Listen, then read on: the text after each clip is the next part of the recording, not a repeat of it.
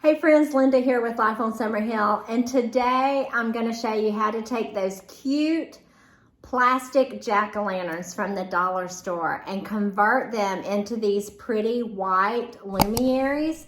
And then I want to teach you how to give them little tattoo designs to their heads. So designs in the back and around the top and some around the eyes. And then that way you can use them as a centerpiece and they're pretty from all sides, or you can decorate your bookcase like I did over here. There's so many fun things you can do with these inexpensive dollar store jack-o'-lanterns. So let's get started. So the first thing you want to do is remove those handles with wire cutters or scissors, and then cut out the eyes, the nose, and the mouth with an X-Acto knife.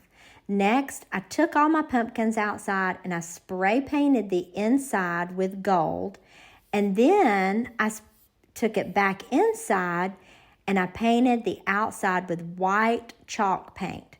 Then I took a Sharpie marker, this is a metallic marker, and I started creating a beautiful design all over these pumpkin heads.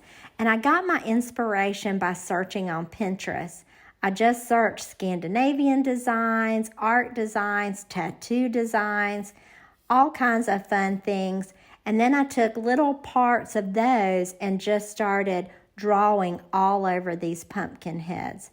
And they turned out really cute. Make sure to put art on the back, and I'll show you why later in the video.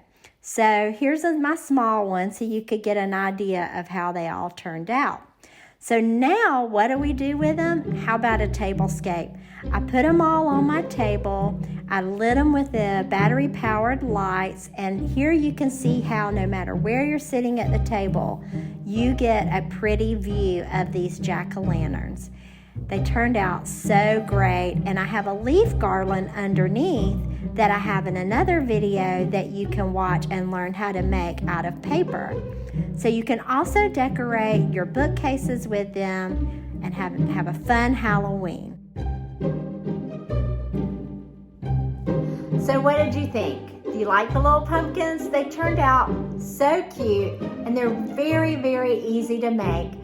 If you have a craft project room with paints and stuff, you may even have everything on hand to make it.